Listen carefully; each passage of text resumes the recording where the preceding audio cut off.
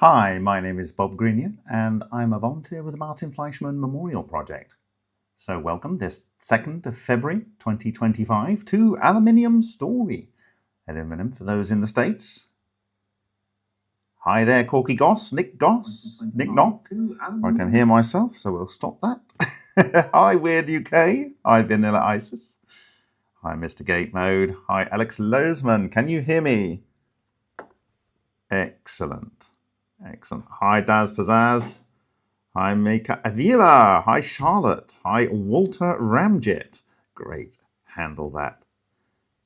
Hi, Creating Awareness. Hello, Vanilla Isis.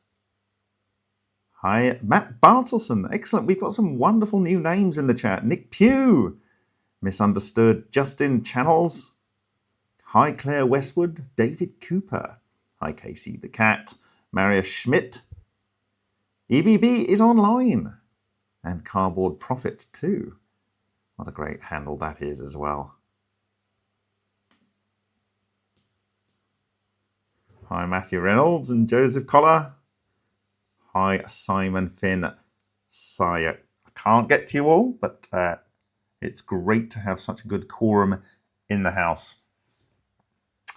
So, what are you looking at on the screen here? Well, if anyone was able to see the unification video I did a little while back, I referred to a set of analysis that I did on a 1980s circa sample from John Hutchison, a Hutchison effect sample, which was given to me by one George Hathaway of Hathaway Consulting or Hathaway International. And we discussed this in length, but essentially this was nominally a cylindrical bar stock that John had treated. And it had never been analyzed by George, and I asked if I could cut away the end because the sides look very interesting, and at some point I will get round to showing you what the sides were on that made me find it so interesting. But on analysis of this end, it had these scalloped sections here, these cells. Now, of course, one might argue it's aluminium, and aluminium oxide tends to produce hexagonal or polygonal cells of aluminium oxide. But one wouldn't imagine what we also find, which are these in the center, let's say, of this hexagonal thing that you see here, there is a little outgrowth, and that outgrowth we determined was rich in iron. Only there. Around the outside you have oxygens and aluminium and so forth, but here we have iron. And so in the center of one of these structures you had sometimes up to about 30% iron. And it's not just a point here, we've got a long bit here, we've got a long bit here, we've got a long bit here. And you can imagine that if this was a magnetohydrodynamic system and the core of that was producing a spherical section, that maybe when it's magnetic it might get stretched out if it's in a fluid state, depending on the overall arrangement of the substructures. Now the interesting thing is, within the overall larger cavity, not these small cavities with the iron, but within the larger cavity, there happened to be this geodesic structure here, and we found out that this was rich in copper. Obviously copper is heavier than iron, and I imagined that these scalloped sections with the iron in, they are on the boundary of a ball lightning, on the non-radiating boundary, and as I showed you in the cut into the 15mm spherical cut into the copper of one Henk Urian from a Vega experiment, on the boundary we had these scalloped areas with these churned parts in the center of the scalloped areas. and they were in different orthogonal arrangements. So some might have been like this, and some might have been like this. You can imagine it. But the surrounding copper was unaffected, not even slightly. What I can imagine is that that is on the boundary, the non-radiating boundary. These are sub-microball lightnings that get adhered to that area on the outside, and that this copper was actually formed in the core of the larger structure. And when it failed, it kind of falls down, just like the iron-rich crenellated spheres, as I imagine them, fall into the channels of what I call the Vega Valley in another Henkurian-Vega experiment. I'm pleased to report that some people have been visiting Henk this week, and one of them is from Prague, and they are looking to do a replication of the Vega Valley. So it would be great to see a third party doing similar things and observing similar things. One might imagine that this is normal raw aluminium here under this area over here. I didn't actually analyze that at the time. So if I just flick to the next frame, and here we have it all clear, and I might go through again the discussion we had on the materials here. But what I'm suggesting is that something that John was doing was resulting in either the aggregation of or the synthesis of the iron in the center of this, and likewise for the copper-rich structure here. Okay. So why am I talking to you about aluminium today? Well, there's many points, and we're going to go through them. It's kind of bringing several things together. The first is it's the third most abundant element in the Earth's crust, and it constitutes 8.1% by mass. And if you've been following along with me these many years, in 2019 at ICCF 22, I laid down very, very clearly that I thought the answer to how LENR works is the constitution of the Earth's crust. So if we want to know what is likely to be produced out of a LENR system over 4.5 billion years, that would be the Earth's crust. And there we go. So, of course, oxygen is the most abundant element, constituting, I think it is, I can't remember now, what is it? It's about 40-something percent, 46.6% of the Earth's crust. And I think silicon is the next most abundant. And actually you can get to silicon by fusing a proton into aluminium. So it's not surprising that these elements are in the top 3 if we are using LENR to synthesize them. Now we're going to go into the properties, and I gave a presentation which I will show you a few images of in 2017 in India, and I talked about these properties as being possibly why aluminium would be one of my target elements for LENR.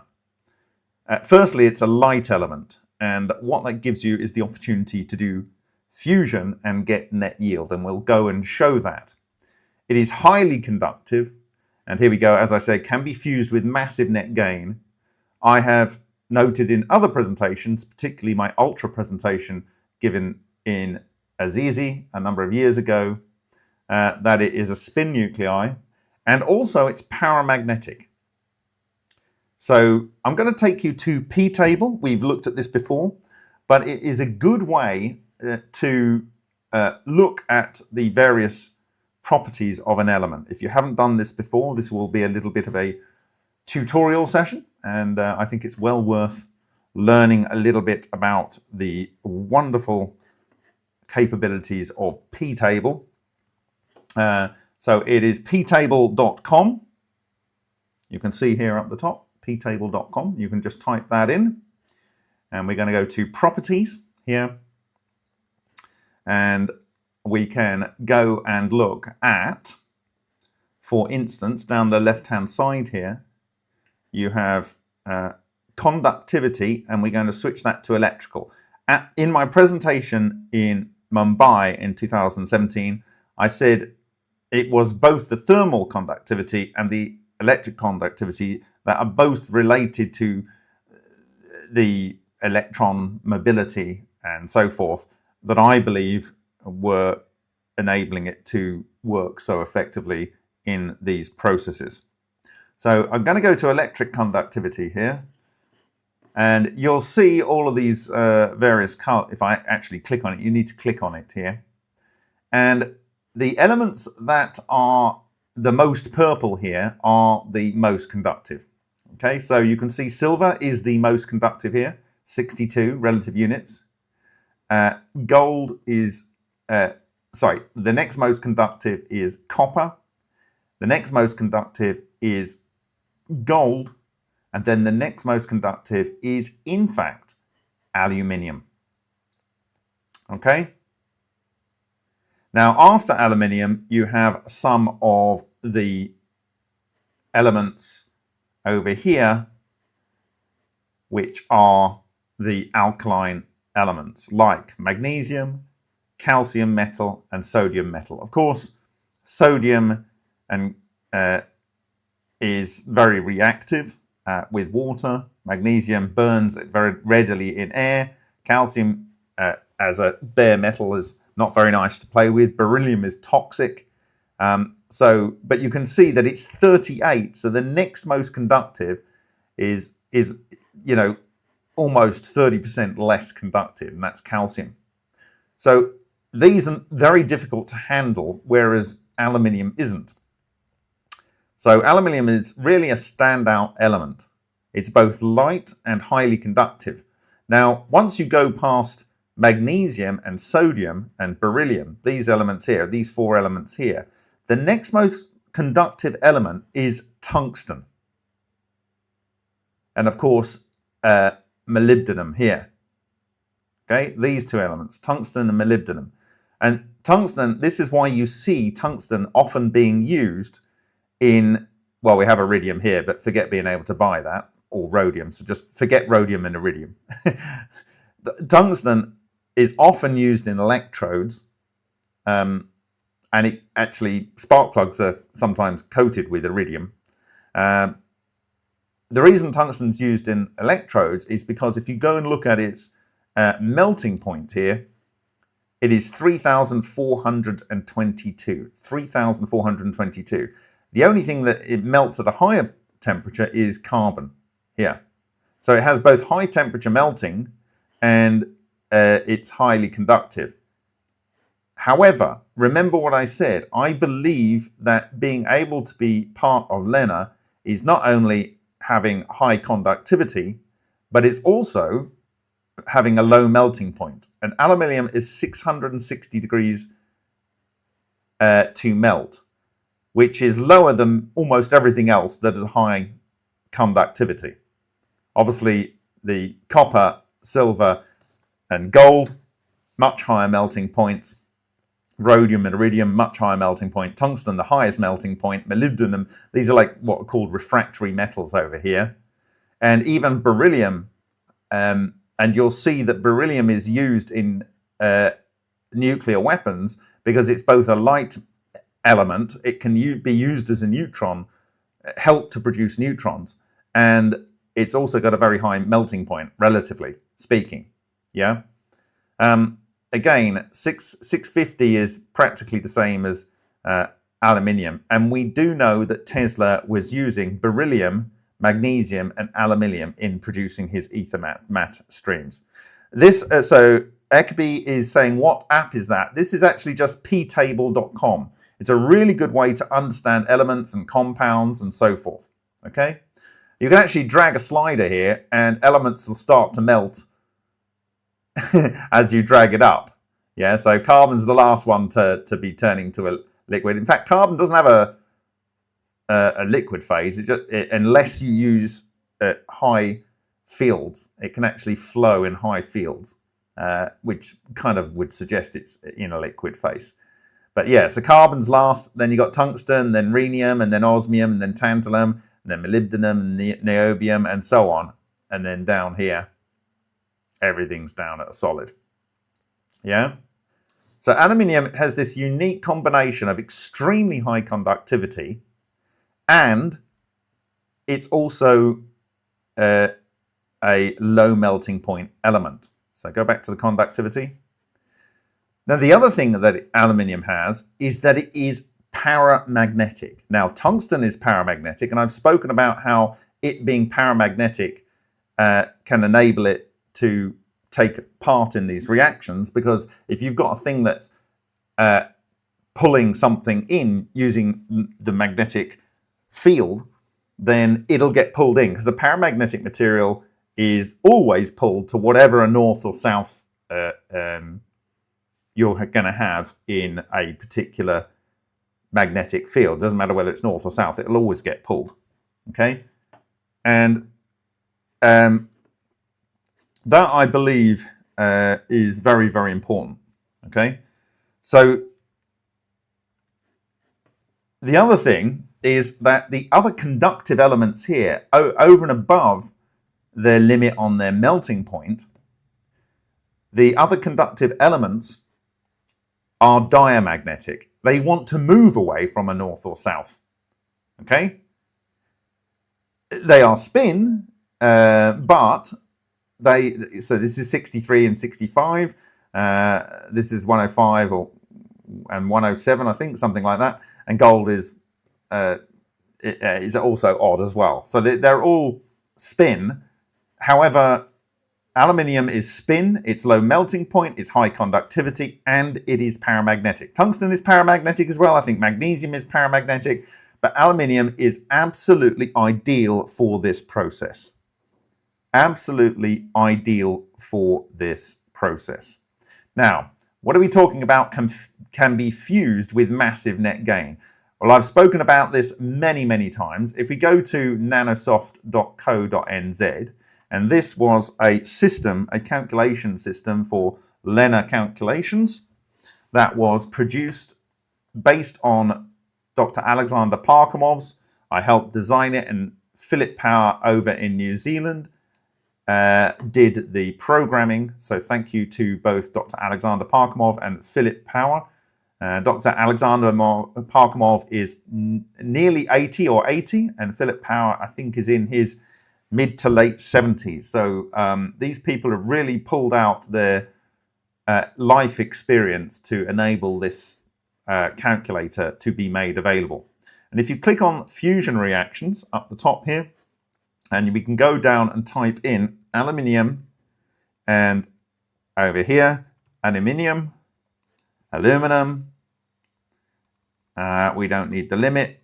MEV descended here, descending, means that we're going to see the most powerful reactions at the top. And what are they? Well, there's only one reaction here as a direct fusion reaction. It does not need a neutrino involved.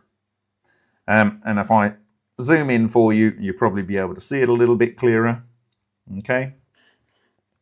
Here we have 21.8426 million electron volts. 21.8426 million electron volts. For comparison, if we take deuteriums and we fuse them together, it's more per nucleon. So, in fact, this is hydrogen, it's fused together here. That is not a lot. We want to get, maybe it'll just do D here. Can't remember, actually. Is it going to do D? Yes, there. 2 Ds, and we get 23. So for 2 nuclei interacting, we get nearly the same energy as you get from deuterium fusion. I think I asked Alexander Parkhomov to put tritium in, so we can see the reaction that was going on in Castle Bravo if we switch to fusion all new plus. In theory, we should have the reaction. We don't have the reaction because it's using a radioactive element. So, but anyway, it's fairly comparable to the fusion output that you get from deuterium fusion. Okay? Let's go back again. So you put Al and Al in here. Execute query. 21.8. It's within 1.5 or so million electron volts. Yes. Now you can also do 2-to-2 reactions with aluminium. So in this case, we're going to put aluminium and aluminium here. Okay. Execute query. And what do we see? We get a whole bunch of reactions here, some involving neutrinos. But right at the top, we are getting, if we got no neutrinos, we get chromium forming with some hydrogen coming out, or helium. Down here, we've got some argon-38 with oxygen-16. So this might be a quite favorable reaction. Why? Because we get oxygen in the atmosphere and we get argon in the atmosphere. Oxygen and argon. Okay? Now, calcium is one of the top 5 elements, I think, in the Earth's crust. Let me just check that. Let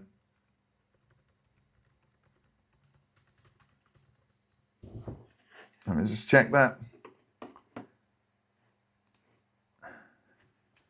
Yeah, it's the top. It is the number 5. So yeah, my brain's still working.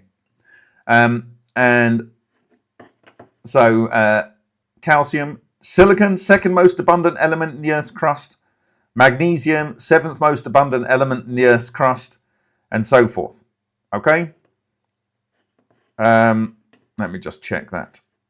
I really don't want to get this wrong. I've done this a number of times. So we will pull up this one here. Yeah, if I can get this right. Okay. Oxygen, silicon, aluminium, iron. Iron is the next most abundant. Okay. And what we're going to see actually is that you can get to silicon readily, and then silicon and 2 aluminiums fusing ends up by, as you can see in our previous one here, 2 aluminiums can end up producing calcium, silicon, magnesium, and so on. Yeah, oxygen. And these are all net positive reactions. That's how this table works. So if I zoom out a bit, you'll be able to see the reaction positivity here. So the energy over here. So this reaction that's producing argon here and oxygen from the fusion and fission of 2 aluminium is again producing 5 mega electron volts. Okay. Here is our abundance in the Earth's crust. So this has been my guide. So it's not surprising that we're seeing calcium and magnesium here and iron. Iron 54 can be produced from fusion of 2 aluminium. Okay. So back to our slide here. If it'll let me do it. No, it's not letting me do it because I've got something open. Okay. Let me just minimize that and try and go back to where we were. Okay. So our third most abundant element in the Earth's crust, constituting 8.1%. It's light, highly conductive, thermally and electrically, both of those things. Can be fused with massive net gain. It's a spin nuclei and paramagnetic. All of these topics I discussed a long time ago on many occasions. Now, it's the heaviest element to produce clean etheric matter, and we found this out a number of years back in the book by Jerry Vassileitos, Secrets of Cold War Technology. And Jerry Vassileitos said that Tesla found that elements above aluminium seem to produce dirty etheric matter rays. Now, we've been talking recently about Shishkin's work, where he says if you have a critical impact on a dense matter, on a nuclei, it'll punch out the nuclei, the electrons, and it'll produce this cluster, this soliton, which is an exotic vacuum object, which is an ether vortice of its condensed etheric matter. Condensed etheric matter, these condensed LC dipoles, with very large numbers, nearly 10 to the 11 EVs, that's electric vortices, that when it itself is disrupted will produce 10 to the 11 approximately electrons. Okay? So the produces clean traces in Shishkin's work. What am I talking about here? Let me go and find that. Let me go and find that, because I didn't actually queue it up, so we'll have to find it. Talk amongst yourselves.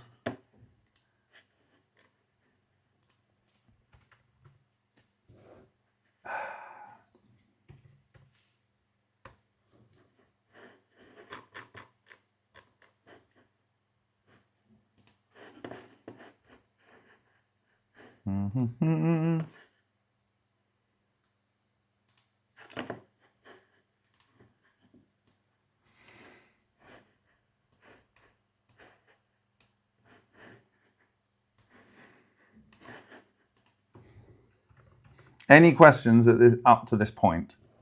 Any questions up to this point?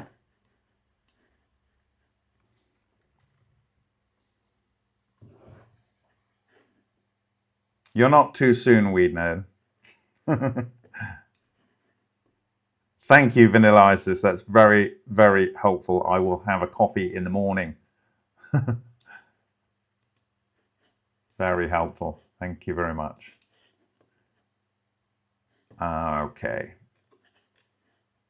Shishkin.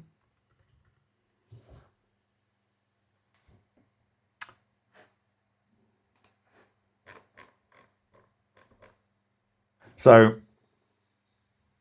as I was saying just a minute ago, in Shishkin's work here, a magnetotor-electrical cluster, this is a radiation, if it hasn't got any charged particles being carried by it. This here is one of these things that are kicked out of atoms. It's the hidden energy within atoms. These contain 6.93 times 10 to the power 20 elementary LC dipoles.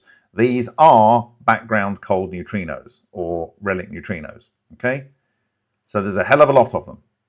Now, into that you have 7.71 times 10 to the power 10 electric vortices, EVs, and each of those EVs is containing 0.89 times 10 to the power 10 elementary LC dipoles. And if you multiply this number by this number, you end up with the number of background cold neutrinos that are in one magnetotor electrical radiation. Okay? And so if you look at the approximate number here and round this up to the nearest 10, so you say this is 7.71 and you make that 10, right? That would be 1 times 10 to the power 11. And that is here. Each cluster contains about 10 to the 11 electrons. And up to the, when you have a cluster, i.e. you're carrying ions, you have 10 to the 6 ions. But the 10 to the 11 electrons effectively are these 7.71 times 10 to the power 10 electronic vortices. These, when the overall cluster breaks up, it converts these into real electrons. And real electrons, each one of those real electrons, are made up of this number of background neutrinos. Okay?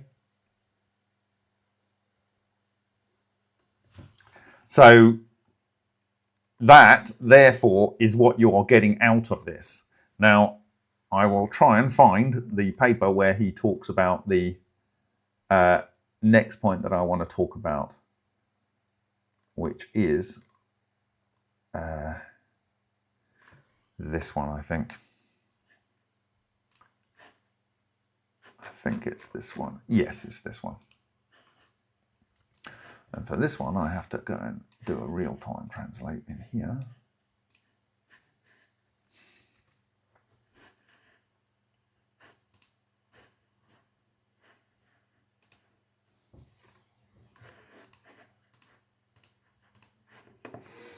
So, this is called the, from my friend and colleague, Alexander Shishkin, this is called study of the characteristics of magnetotoroelectrical radiations, which we've just been talking about. These are the things that are kicked out of matter using photographic film detectors.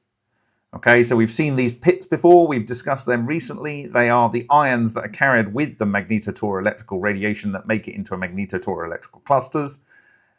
These are the birdies that are produced when they break up and they produce electrons, these new electrons, and they are moving at speeds of up to, or kinetic energies of up to 10 kiloelectron volts, and they leave these birdies. They also leave these spots, depending if you get the orientation of the impact right. Now, they did this study where they span metal and polymer substances at a very high rate. Experiments with bodies of revolution were conducted on a special setup. The setup consisted of brushless high-speed motor up to 50,000 RPM, mounted on a tabletop, a motor power supply unit, and a motor remote control device. Bodies of revolution made of various materials, made in the form of cones with a diameter of 20 millimeters and a height of 20 millimeters, were mounted on the motor axis. Okay, so these were the bodies of revolution.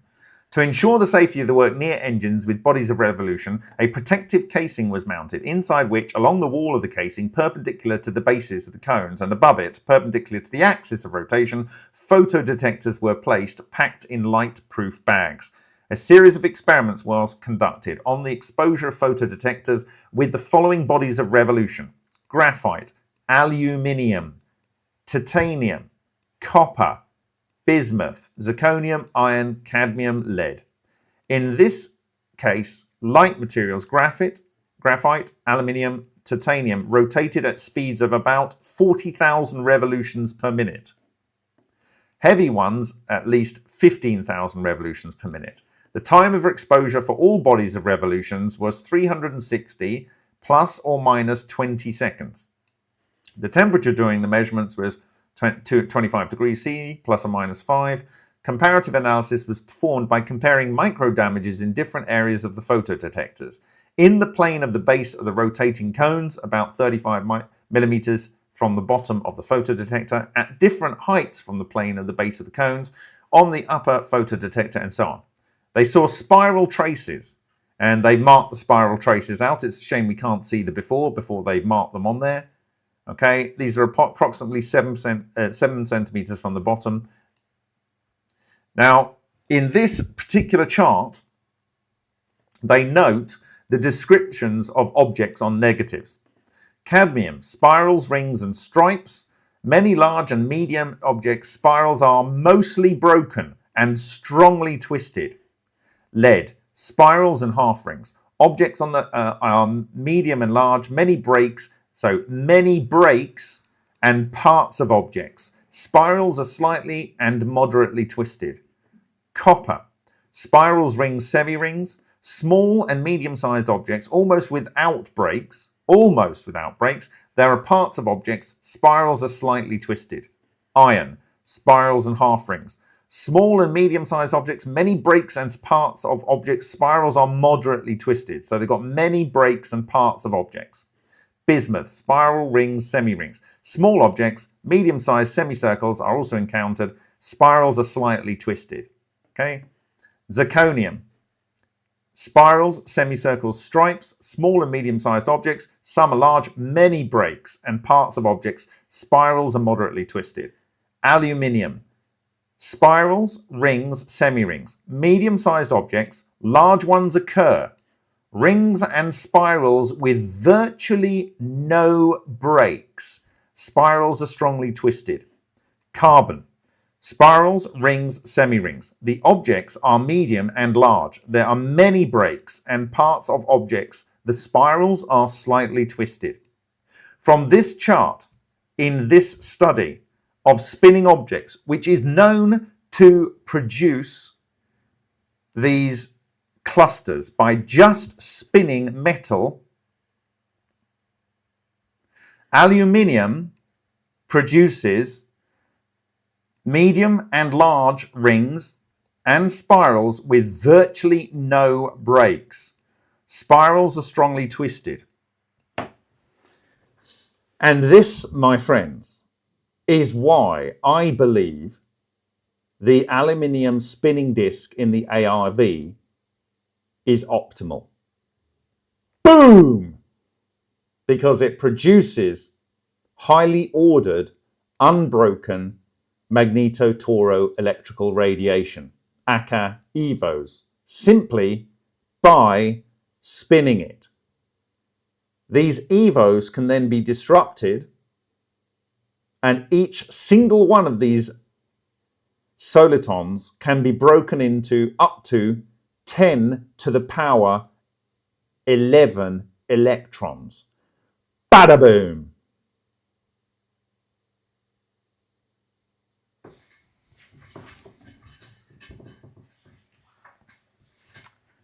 I said I'll get to that at some point. There you go.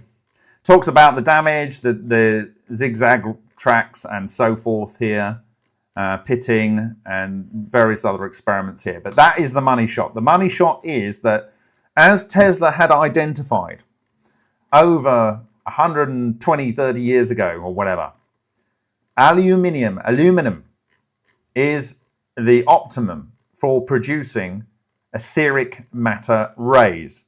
And this study of spinning bodies of material at very high speed produces the best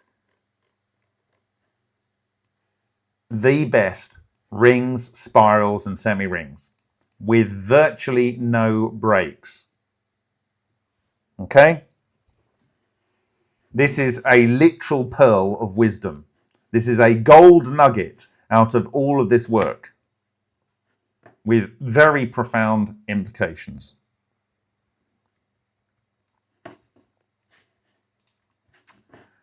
Okay, so back to the list here. Produces clean traces in Shishkin et al. Work. So low, medium, and high energy solitons, ether vortices. Now we can talk about Griffin Brock's desmitron. But before that, we're going to look at several other things, including the fact that this was the most affected material in Hutchison effect work. And the reality is, if it wasn't for an aluminium sample in Hutchison effect, I would have never been able to decode the wheel within a wheel within a wheel structure that is, in my view, the basis for all of these technologies. And it's apparently easy to show fusion with it in ultra experiments. Okay. So we're going to go back a bit to the last presentation on lithium, because I couldn't find the image of the material that we had been given way back in 2014 by Stanley Pons by way of Jean-Paul Barbarian. And that was this image of this container from Sigma Aldrich of lithium aluminium deuteride, LiAld4, and this, we know, could only have been supplied to them for their work on cold fusion at the latest by 1995, because they worked in France from 1992 to 1995. So this likely is at least 30 years old. At least 30 years old. Now, moving on, I gave a presentation on January the 25th, 2017 to the inaugural meeting of the Lena panel for the Stanford Energy Club. I was invited by Carl Page, and there was also Frank Ling, Fran Tenzella, who worked at SRI, Stanford Research International, my friend and colleague Alan Goldwater, and myself from the Martin Fleischmann Memorial Project. Thank you very much, Black Tie. That's very gracious of you. So, I talked in this presentation for the first time that I believe ball lightning was key to this process. And you can see back here in 2017, I had hair and it was colored naturally. So, you know, I don't advise researching into Lena if you want an easy job. But it's fun. It's fun. It's only 2017. And I shared this updated slide from George Osawa cycle. So George Osawa developed the macrobiotic diet, and he also created a thing called Osawa steel.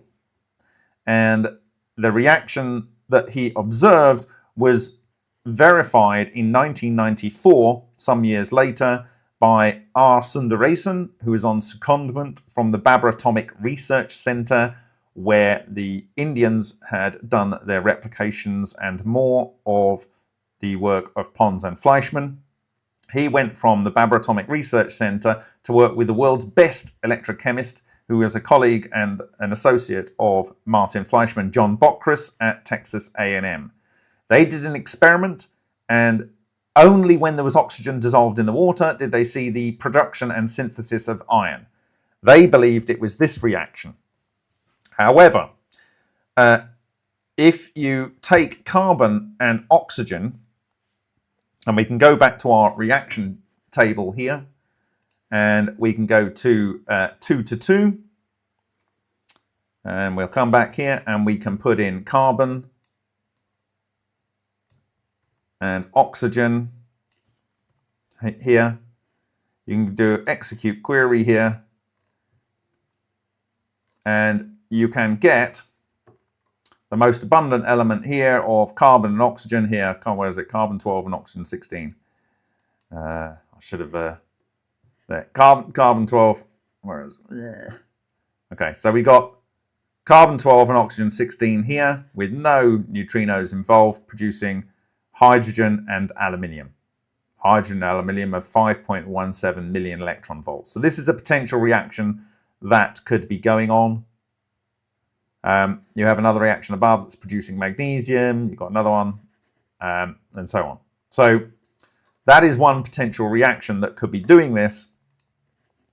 I have suggested, because we observed this in the analysis in Binge-Wen-Huang reactor, that in fact a hydrogen in the water and an oxygen in the water with an electron and a antineutrino fuse to make a oxygen 17 atom, and 4 of those oxygen 17 atoms fuse to make iron 56 and 112 carbon.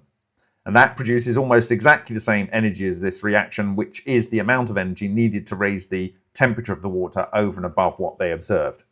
Okay, so whatever. This particular table shows this reaction we saw earlier, that carbon and nitrogen can come together to fuse to make aluminium, various isotopes of those, and the aluminium can then fuse with itself to make iron 54. So that's what we looked at earlier. Now, this was, as I said, on January the 25th, and on the 3rd of March, I presented to the MIT Mumbai. This is just a few months later, and by this time I had realized that Ken Shoulder's work, in fact it was going into this presentation that I mentioned to Alan. So we've got Carl Page here, Frank Ling, Fran Tanzella and myself, and I'm up here, and this is the head of Brillouin Energy over here. Okay, so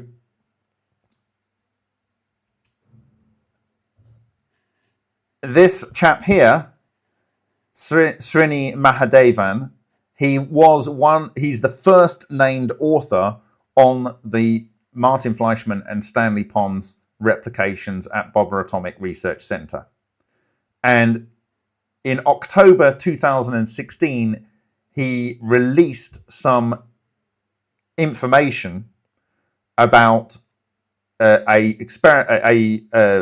reactor that had run in India with carbon arcs into silicon dioxide and iron, and producing an excess of 4 tons of metal a day. That is 3 tons of silicon being synthesized and 1 ton of iron.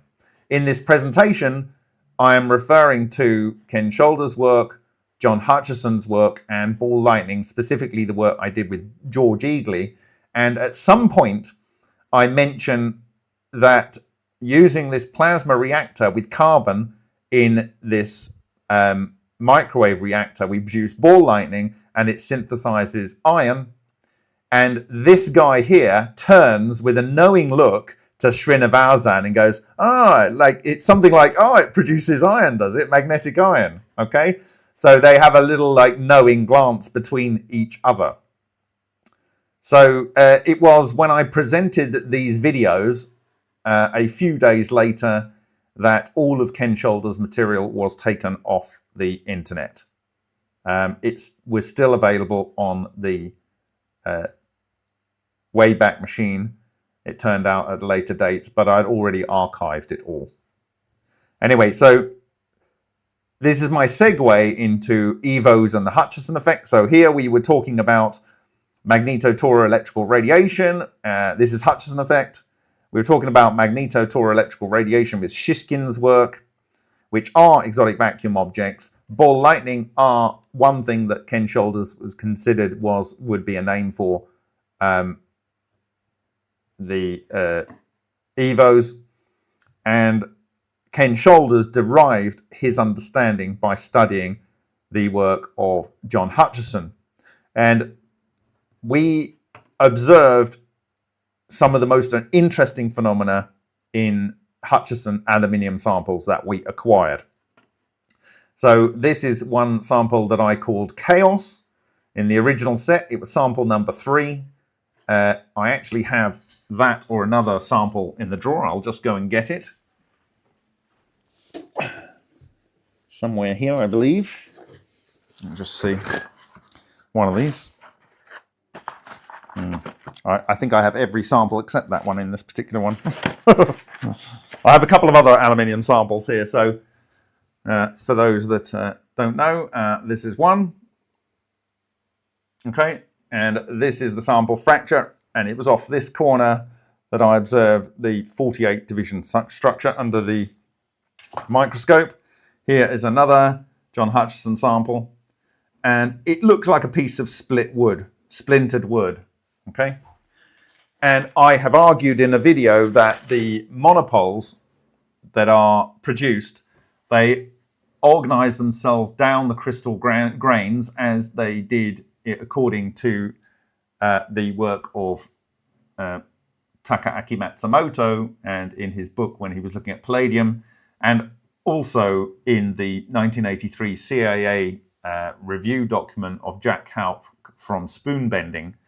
And it ends up by producing an overall magnetic island that then can shift around, and it churns on the boundaries. And we showed at the Cosmic Summit for the first time an analysis of what I call the sword in the stone, the steel sword, the steel knife rather, that sunk into the aluminium block, that on the steel I expected there to be bound these exotic vacuum objects, and that would churn the thing and move it into the aluminium block. And in fact, it turned out that that was the case. And we even found our iron-rich crenellated spheres on that boundary layer. So what I'm saying is these things can all move around and fragment.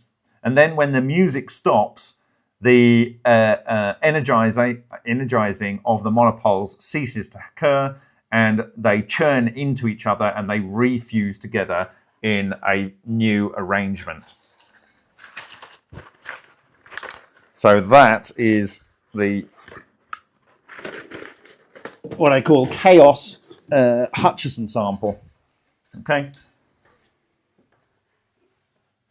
So aluminium was the most affected material, in my view, by John Hutchison's Hutchison effect. Also, I can talk about when Ralph Ring was visiting people working on the TL-CAR anti-gravity or propulsion system device. He talked about having this electrical equipment switched on. He felt this cool type of wind. And then this model of the car UFO was in front of him, and he was able to put his hand into the aluminium and manipulate it, obviously without his finger being damaged. John Hutchison had a similar occurrence with Alec Pizarro, who was working with him. There was a glowing orange billet of aluminium, and he turned off the fields, and it stopped glowing orange, and Alec Pizarro went over, and he could feel it wasn't hot, and he went to pick it up, and his fingers and thumb went into the aluminium a number of millimeters and left his fingerprints in the aluminium. And I was recounting these stories to Dr. George Eagley when I was with him in 2019, looking at the work, 2017, looking at the work of Suhas Ralkar, and he described one of the ball lightning studies that he had seen, or anecdotes that he had captured, where a guy was in a train carriage. There was a ball lightning that came along by the side of the train, and then it touched the window frame of the carriage that he was sitting in. The window frame happened to be aluminium, and he was able for about 20 minutes to be able to manipulate the aluminium with his finger. And I've also spoken about the cold metal forming, where some electromagnetic equipment was used, and this was classified. It was unclassified for a moment in 1992. Tom Bearden sent a team over to Russia, witnessed it. They then brought the scientists over to London. It was verified in London, and then it was reclassified in the new Soviet republics. And so the idea that aluminium can be moved into a plastic jelly-like state and manipulated points to me that this is something that's highly affected by this process. And in the beginning of 2017, in January 2000, I think January the 5th of, was it June? Or January 2018. Anyway, it was a couple of months before Salvatore Pais released his patent claiming to produce macro room temperature superconductivity. I went to visit the equipment in Germany on this Hutchison equipment, and there was an aluminium billet, and I pulled it off the wall, and I explained that you would have some piezoelectric material on the outside here. You would excite it, and it would produce phonons at the same frequency as the interatomic distance spacing. It would lead to coherence. And that was based on some 1950s works that was published in New Scientist. And I know someone out there has asked me for that paper, and I have shown where it is before, and I will find it again. But anyway, this leads to standing waves in the material and monopoles forming. And so I believe when you are trying to get the process going, aluminium is absolutely perfect for that in a resonant situation. And there's nothing more resonant, in my view, as an experiment that a 3-year-old can do than ultra. And we've shown that this produces these yin-yang structures. This is a macro video frame, this is an optical microscope, and this is a scanning electron microscope, all scaled to the same size. You can see it's exactly equivalent to each other. And you can see the cone with the pit and the pit with the cone. This has kind of almost like a hexagonal section in the middle. And when we capture on video, we can see a bubble or a thing with a different optical parameter. When the music stops, it then lifts off and goes and forms a sphere. So there's a toroidal thing that's moving around in this area here. Well, to cut a long story short, you can go and look at the ultra presentation that I gave in Azizi, but the result of some of this work was Alan Golderwater found that if you sonicated a piece of aluminium for about 900 seconds and ran a magnet around and put it under an SEM, you would find an iron-rich crenellated sphere like this. And on the outside, you have silicon and oxygen. This is silicon and oxygen here, okay? So iron, silicon, and oxygen, you've got most of the Earth's crust right there. And you can see the elemental makeup here. Not only have you got oxygen, silicon, and iron, in some spots you have aluminium, where you wouldn't be surprised to find aluminium, since it started off with aluminium, but you also find magnesium, and you can do an exchange reaction with aluminium. And let's do that right now. In fact, we've shown you that before, but we'll show you again. So if I do here, under 2-to-2 reactions here, and I go aluminium here, and aluminium,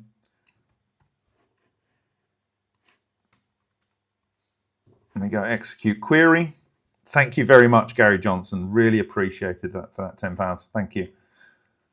So you can see down here that if you take aluminium and aluminium, you can do a fusion fission and end up with magnesium and silicon and still yield 3.9719 mega electron volts. Okay, so even when you're not getting a fusion all the way to iron, you're getting magnesium and silicon. And what do we see here? But we see magnesium and silicon in the observation here. So this could be a fusion fission reaction going on that is leading to what we observe here.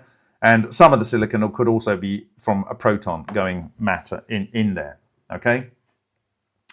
So on the inside here, we can again see carbon, oxygen, magnesium, and silicon. Okay. Now this, my friends, allows us to return to where we left off in Lithium Story. Remember? That was last week. Because last week we talked about Castle Bravo, which was the highest yield US nuclear test. It was detonated in 1954 in the Marshall Islands, part of Operation Castle. It was the first dry fuel hydrogen bomb test. So rather than having cryogenically frozen deuterium and tritium in there, they had lithium deuteroxide lithium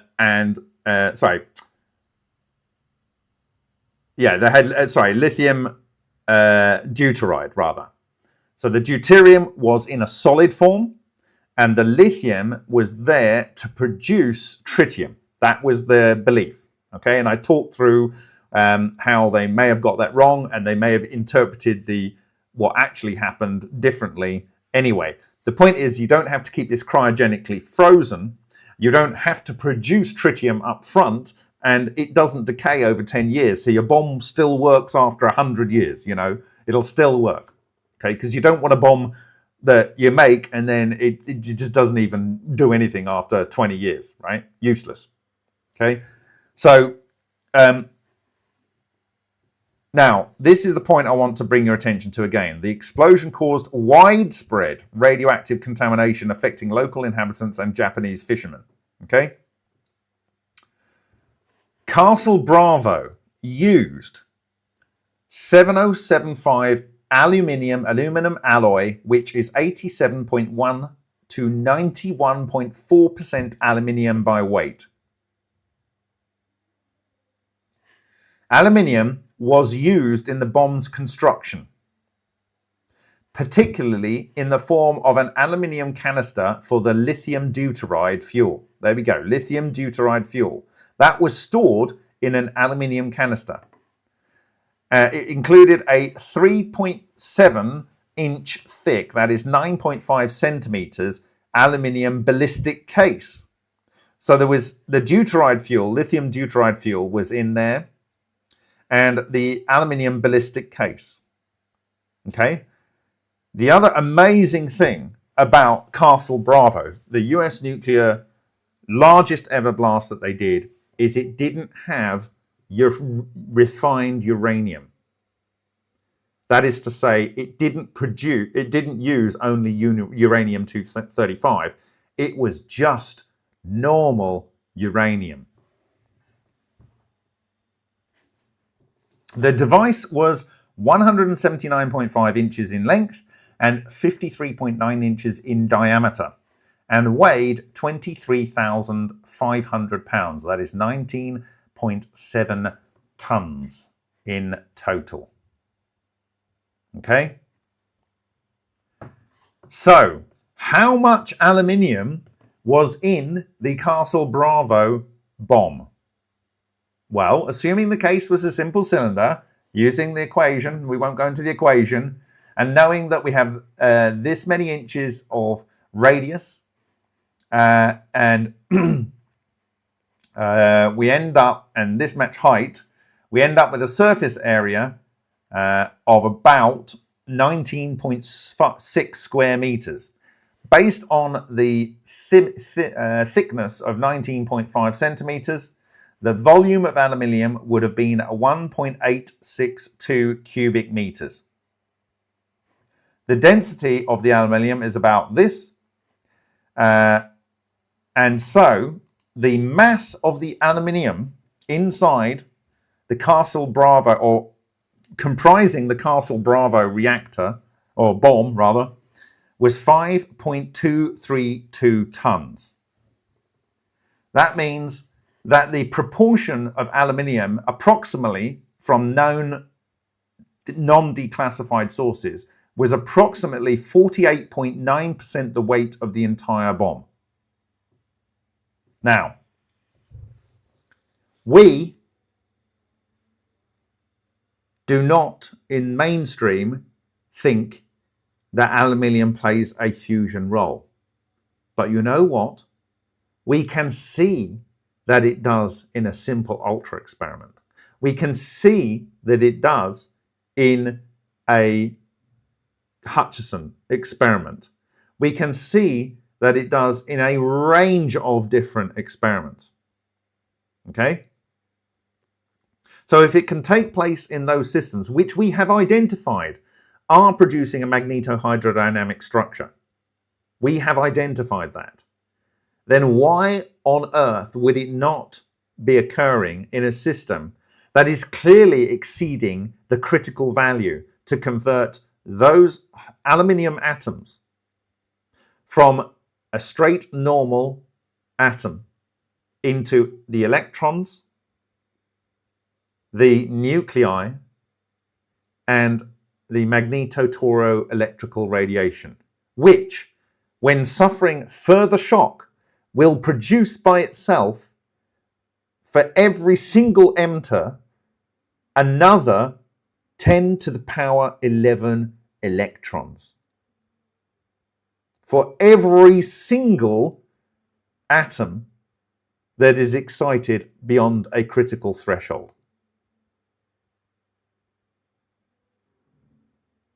Absolutely insane levels of electrons. And what do electrons do? They go on to produce more exotic vacuum objects.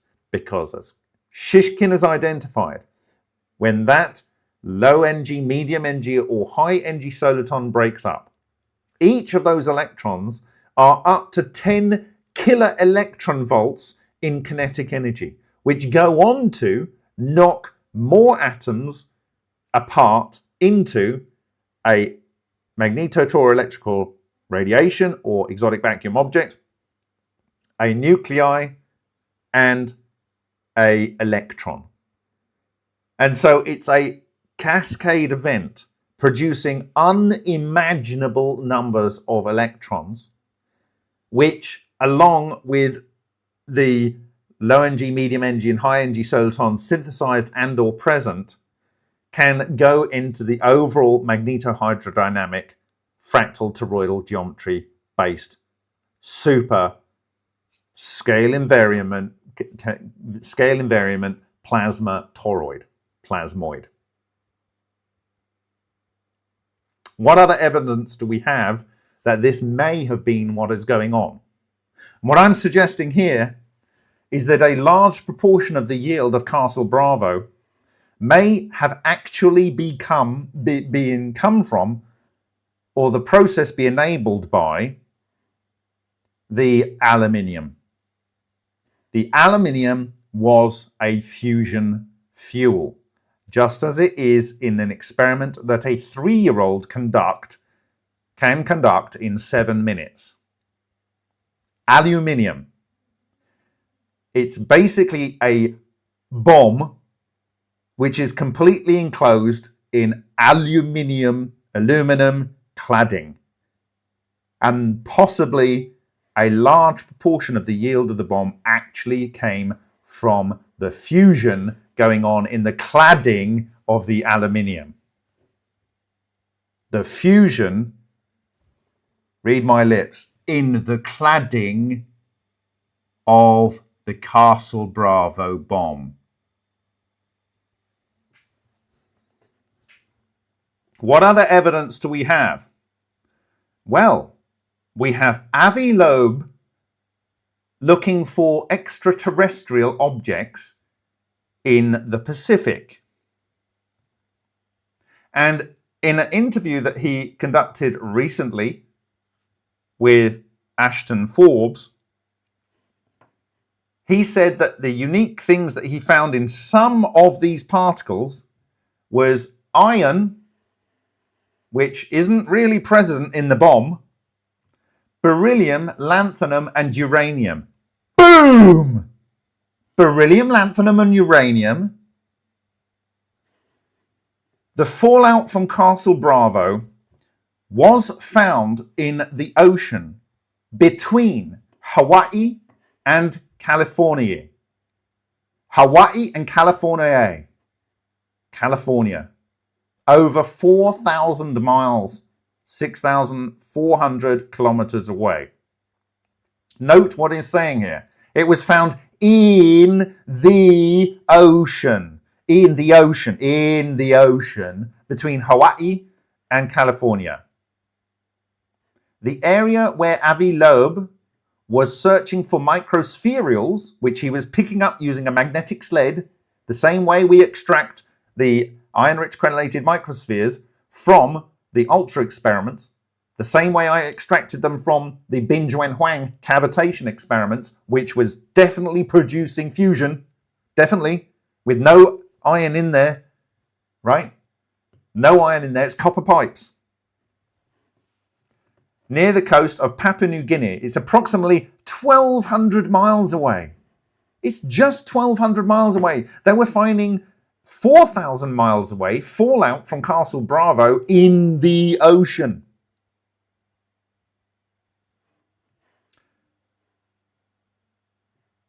Beryllium. This one element here. It is used in thermonuclear bombs as a neutron reflector. You don't want to produce neutrons and fire them out into the environment. You want most of them to go in to fission your uranium. It is used as a component in a neutron initiator. You know how it's used as a neutron initiator? Well, one of the ways is to use lanthanum. Lanthanum beryllium neutron initiator. It's not the best one. You can use polonium, okay, and beryllium, but it is a neutron initiator. Okay, and it's also a structural material. As we identified, it is a very high temperature, lightweight material. It's toxic, but do you really worry about that in a bomb? I mean, really?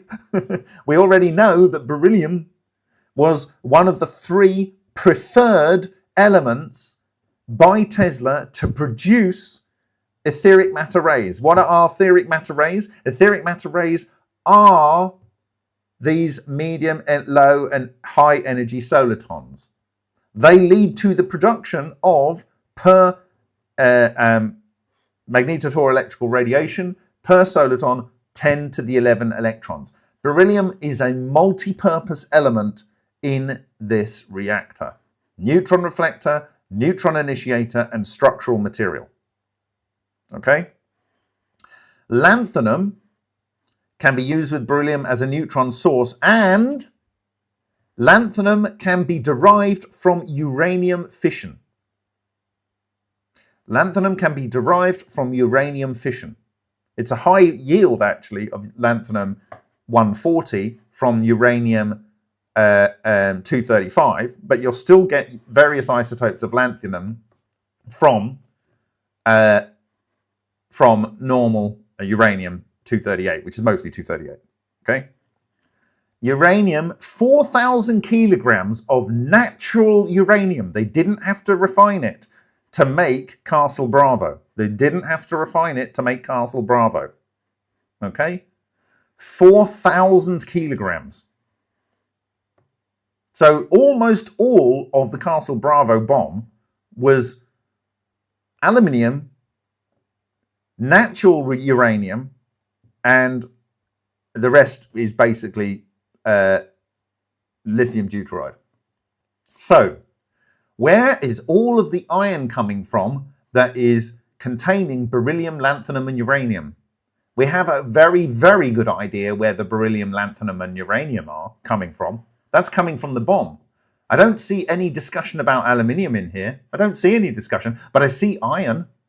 But iron is what produces aluminium is what produces iron-rich crenellated microspheres.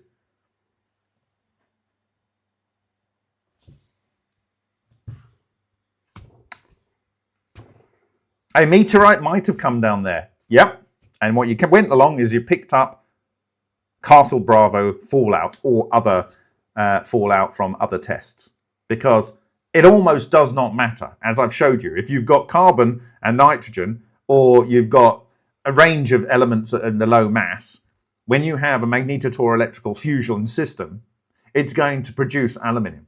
And that aluminium is going to go on to produce iron. Iron is one of the most observed, in fact, iron is the most observed synthetic element produced in cold fusion experiments, before we ever started talking about the iron-rich crenellated microspheres. Before we ever started talking about it, iron was the most observed, right? Okay? Observed by Matsumoto, observed by pretty much everyone, right? So, just to go back and clarify that, out of 10,700 tons, kilograms, 5,232 kilograms potentially was aluminium. A smaller fraction of the 10,700 was uranium. So uranium, and that's 9,232. There's only 1.5 tons left. And of course, lithium is extremely light, and deuterium is even lighter. And that's basically the bomb. Okay? Now, let's go and look at Griffin Brock. Here's his desmitron. And we identified that his desmitron produced the magnetotoroelectrical structure. And his desmitron electrode back here is nominally mostly aluminium.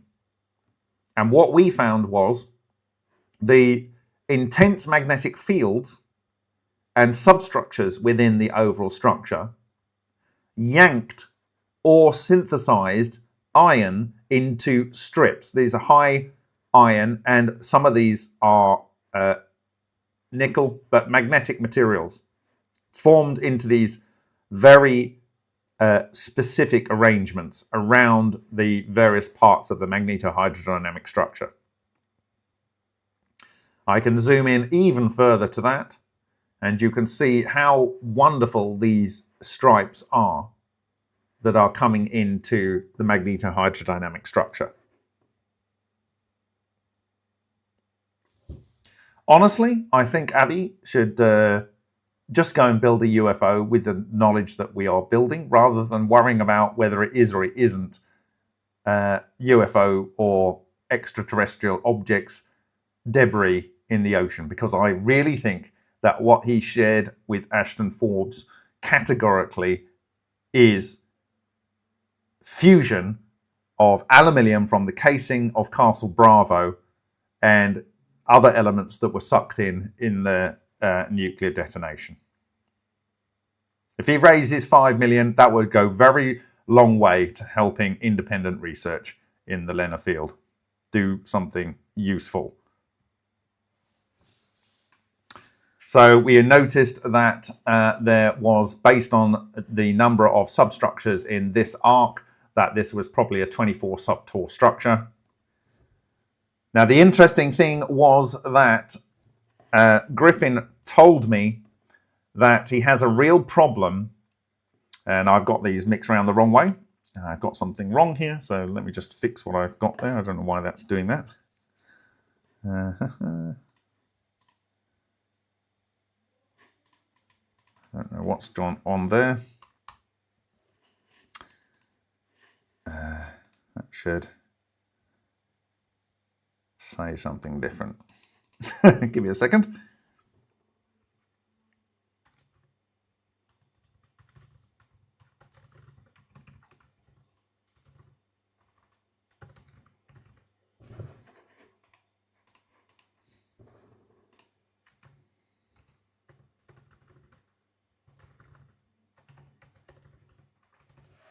Okay, let's try that again. Griffin told me that he could not solve for the appearance of oxygen on the electrode.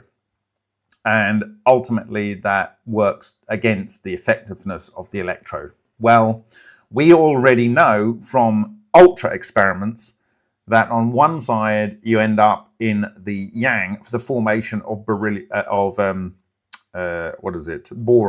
And boron is aluminium minus oxygen. And so over here you might imagine that if this was the yang, in fact the yang's on this side, so these should be round the other way, but it doesn't matter. You get the idea. If this was no, this is the yang. Whatever. Let's say this is the yang. Material is being disassembled, and oxygen, which is paramagnetic, is literally ripped from the disassembly and comes through a flux loop and into the yin. It's coming in here and it's synthesizing heavier elements over here.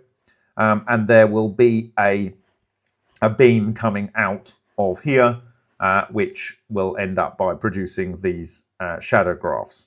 Okay? And what you end up with is oxygen being produced here, but of course not all of it's going to stay here. It's going to be moving over, and some of it's going to be spreading around in the chamber, and you end up by producing oxygen. Also carbon will be formed, and this ends up by depositing carbon and oxygen and other various elements that get synthesized on the electrode, making it work less efficiently over time. They are not the only people who have observed oxygen.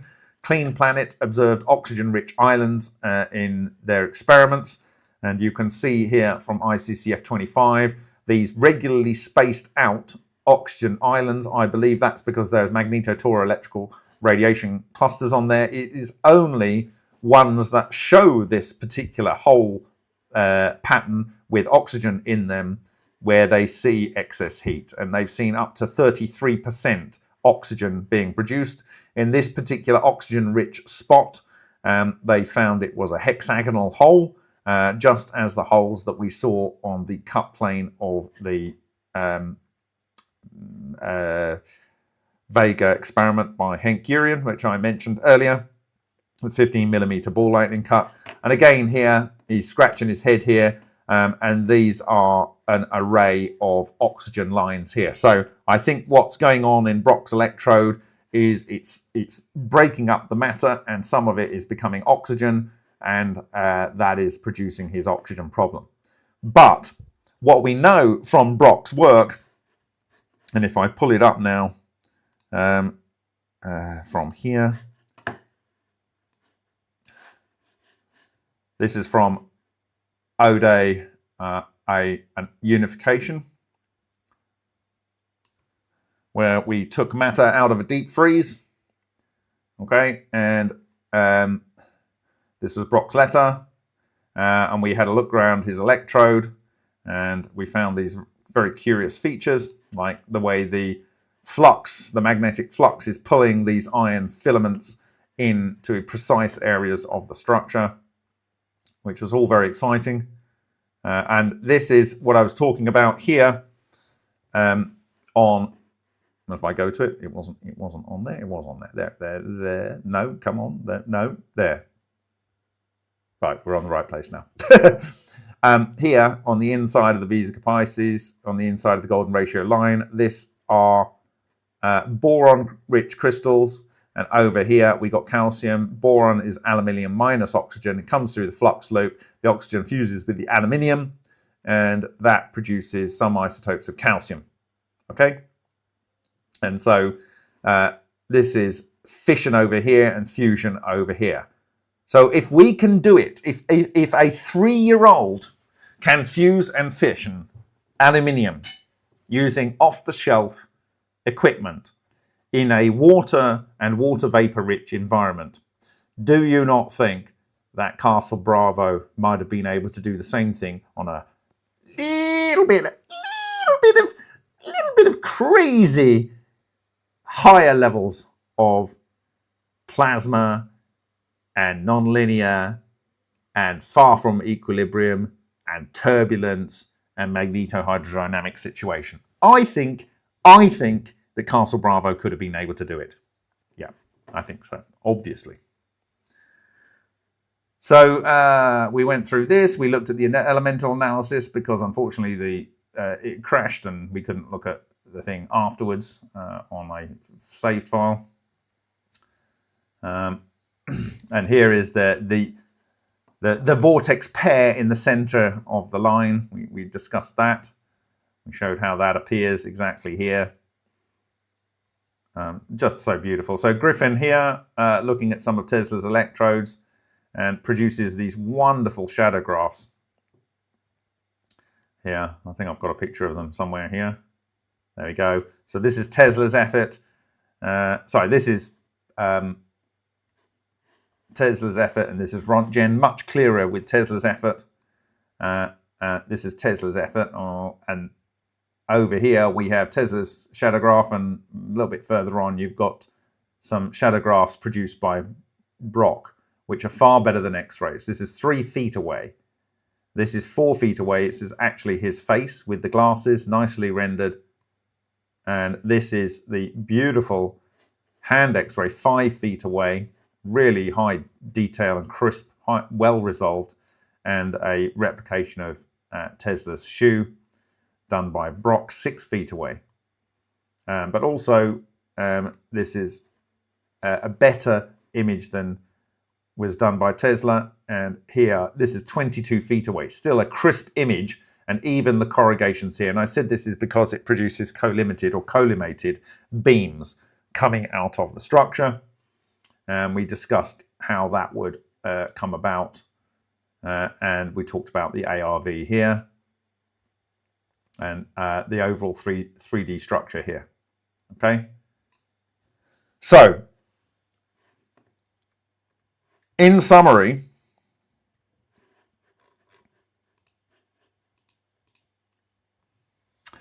I believe that aluminium has been shown to form iron in Hutchison effect samples, which we have actually observed samples from 1980. Also, even copper here. I talked through that data in the unification presentation. Third most abundant element in the Earth's crust, which means Lena likes to produce it, in my view. Properties, it is light, it is highly thermally and electrically conductive. I've said since 2017 that this is the reason why it's so effective in Ken Shoulder's work, in John Hutchison's work, and other processes like ball lightning processes. It can be fused with massive net gain. It is a spin nuclei, meaning it gets involved, and it is paramagnetic. Heaviest element to produce clean etheric matter rays, according to Tesla in the account by Jerry Vassaletos. Secrets of Cold War Technology. I have showed you that it produces clean traces, cleaner than any other material tested in Shishkin's work, which supports the Tesla observation. The fact that it produces very clean etheric matter rays would help support why it produces such crisp shadow graphs in Griffin Brock's desmitron, a replication of the shadow graph generating devices of Nikola Tesla. I believe, and it is demonstrated, that it was the most effective material in Hutchison effect work. I talked about how it can get to a superconducting state effectively.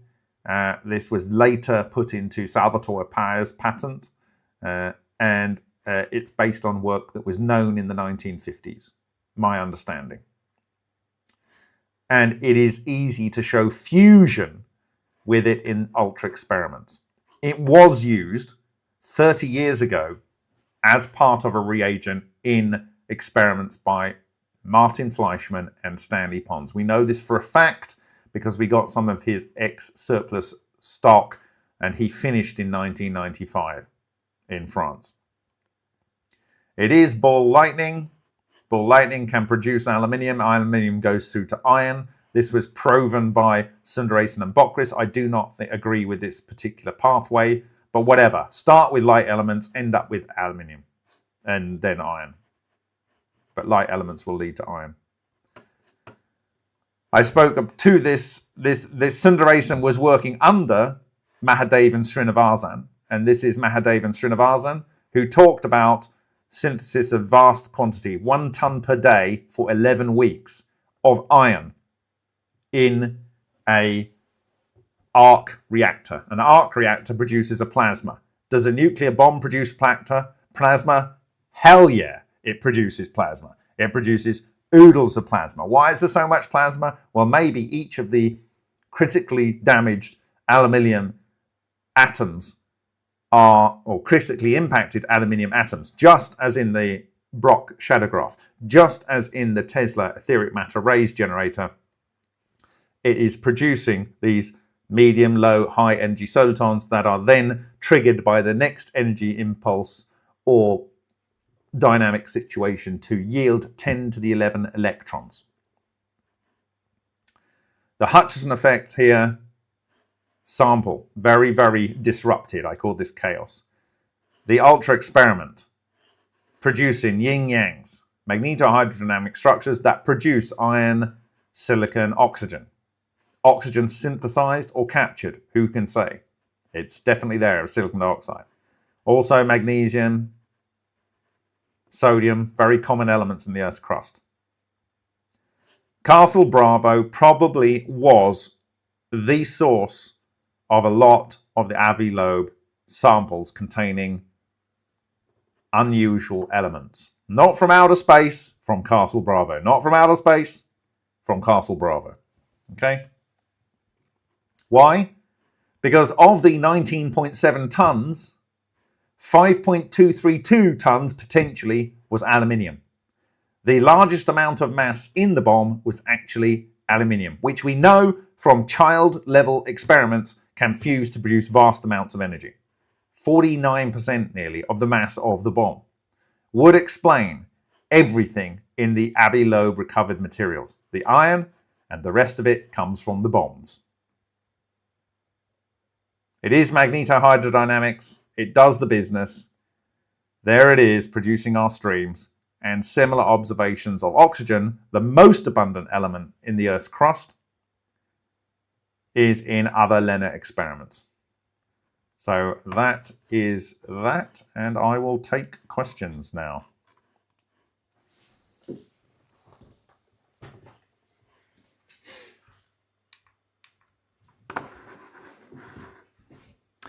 I cannot emphasize enough that I'm doing these presentations very, very, very deliberately to build a story. This is not by accident. Nothing I am doing here is by accident.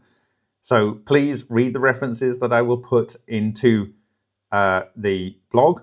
Please internalize this information because it will give you a head start.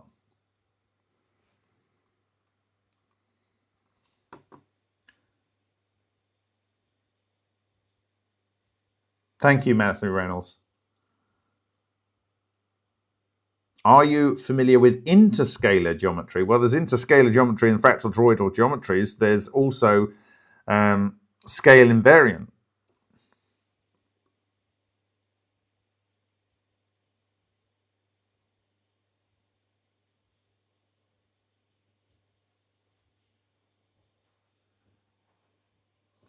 I'm about to use this week some aluminium spheres on my ultra experiments. The great thing about spheres, if you go and look up the Davy device, the Davy device was a hemisphere with another hemisphere with a gap in between. So it's like you've taken a Malcolm Bendel thunderstorm generator, you've cut it in half, and then he attaches something to the top, and it's basically electrodes, and then he vibrates it with sound. And you're going to get standing wave modes all around that sphere that interfere.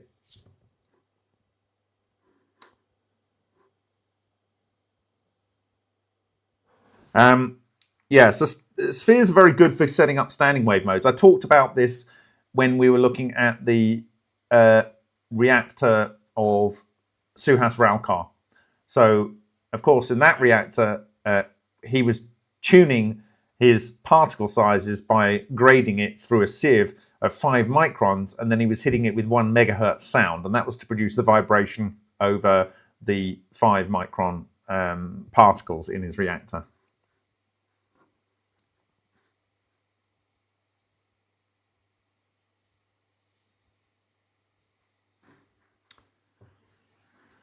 Kenneth Shoulders only talked mostly in the round about elements being synthesized, Kenneth Schwartz. What he did was he looked at synthesis in the plasma. And so when he was driving the process, he would have a spectrometer, and he describes this in the interview, the only one that's available, which I spent a couple of weeks transcribing manually before it was easy to do. And it's still not that easy because it's not very clear. He talks about the fact that he would go bzzz, and then there was a whole new load of elements, and bzzz, there was a whole new load of elements, and bzzz, and sometimes that went back right to the element that you started with. It kind of went round in a loop. So he mostly did his analysis in the same way that then fed into, and you can see because there's many common people involved, the work of the Sapphire group. So Sapphire used spectrometers also to look at element synthesis. This is the same way that was being used by Anatoly Klimov. And of course, the initial spark generator, the Bloom line capacitor that I saw in George Hathaway's lab up in Toronto and shared a video of, that was built by George Hathaway for Ken Shoulders. George Hathaway also built the power supplies and the original test equipment for the Sapphire group. And of course, Hal Puthoff is involved with both, and so on. So these people are all kind of connected. Thank you very much, Charlotte. Very, very, very kind of you for that £10. Minimum viable product. Love it. Hi, Carmen. It's been an interesting one. In the last two presentations, I might have completely upended the source of energy for the most energetic bomb detonated by the US nuclear research program. And it has wide implications. It might explain why we see aluminium so easily playing a role in all of the various different equipment. One thing I didn't mention is that out of the conversations with Dr. George Eagley in 2017 and also in 2019, he started building these reactors, and I had suggested that he used aluminium as the material. And that is the energy cell, which has been verified by Jean-Paul Biberian, is based off the aluminium with the understanding that I shared with Dr. George Eagley. That is, he built upon that using his experience from his previous Correa Brothers experimentation that he conducted in Hungary. And that is one of the two products of Engate. Okay, it is using aluminium as the source of production of electricity. So this ties into the critical impact. Now, he is using critical high DIDT sparks. That is causing, in my view, the disruption of the aluminium, the production of low, medium, and high energy solitons, and the next spark comes along and causes those to break up into actual physical electrons. Okay, that I believe. He's not ever said that that's where the electricity is coming from. I am saying that's where the electricity is coming from. This is where one of Engate's systems, and this is to Mr. Black, Haslam Black, I believe this is where your verified producing extra electricity is coming from. You can have it. There you go.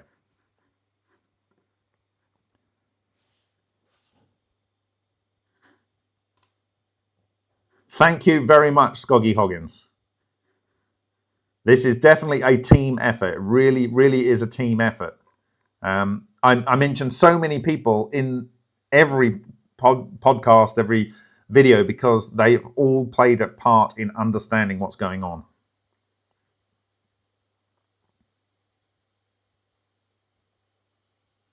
Daniel Herholzer, yes, they know that no, it wasn't that they expected lithium-6 to play a role. They didn't expect to play lithium-7 to play a role. But their account for where the extra energy comes from is because of lithium-7. Now, they had enriched the lithium-6 from the normal 7.5% or whatever it is of normal lithium to about 37 to 40% of lithium-6, and that would be to produce the tritium.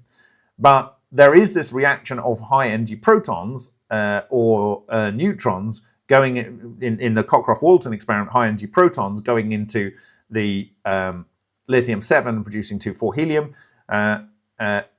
There is also this neutron reaction which also may yield tritium. That's the one you're allowed to think, right? That's the one that's been suggested. But I don't expect people got into the bomb and said and counted the number of particular atoms that were in the bomb at the time. And you know, we know that aluminium plays such a huge role. So what I'm saying is it doesn't really matter. I'm saying that lithium is an important part of the story, whether it's lithium-6 or lithium-7, for various many reasons. It was the first thing to prove with lithium-7, the Cockcroft-Walton, that proved Einstein's E equals mc squared and fusion fission can occur. Thank you very much, Rambo. It's really very kind of you. And then the second thing is that they knew that lithium-6 could play a role, and that would have come out of accelerator experiments. They would have known that that could produce tritium, and that's why this was a solid fuel reactor. Solid fuel bomb, rather. And it's a long shelf life bomb, like basically infinite shelf life, right? Because natural uranium is... Uranium-235 is the most unstable element on Earth. It is 0.3 of the life of the universe, or whatever it is. It's 0.3? Yeah. The second most unstable element in the Earth is potassium-40. But anyway, I think these elements have been made on Earth, and they've been made on Earth using LENR processes, actually. That's the reality. Brandon B, that is what I'm saying. The aluminium casing added to the bomb. Yes, I've gone through how much energy it will add per reaction. I'm not saying that all of the energy would have been because of that, but we do have this data point of Avi Loeb's samples. And the Avi Loeb samples contain uranium, right? Okay? They contain uranium. We know that there was 4 tons of uranium in this bomb. We know that beryllium is used as a neutron reflector, it's used as a neutron source, and it's used as a structural material. And lanthanum can be used along with beryllium as a neutron initiator, and is also a fission product of uranium. And iron is the most abundant element produced in low-energy nuclear reactions, and iron we've produced in so many different ways in the iron-rich crenellated sphere. It tends to be full of all the other stuff that was in the reactor, that it gets pulled into the structure.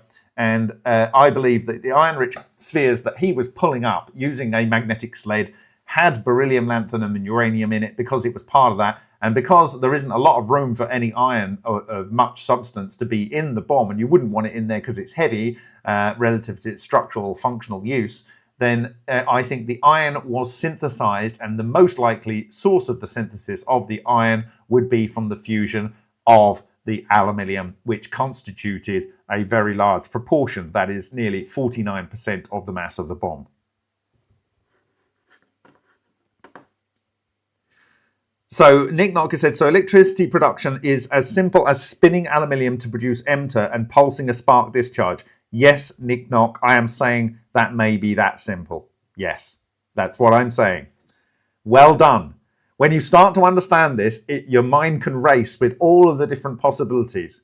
But what you know is that when you have that homopolar generator in the center of both the British Airways UFO device and the ARV, both of them had a homopolar generator in there, it produces, what does it produce? Very low voltage, extremely high current. Where is all of those electrons coming from, which don't have a lot of velocity? Where are they coming from? Are they just drifting through the metal? Or are they coming out as charge clusters and then being broken up and producing a lot of material? Electrons, rather.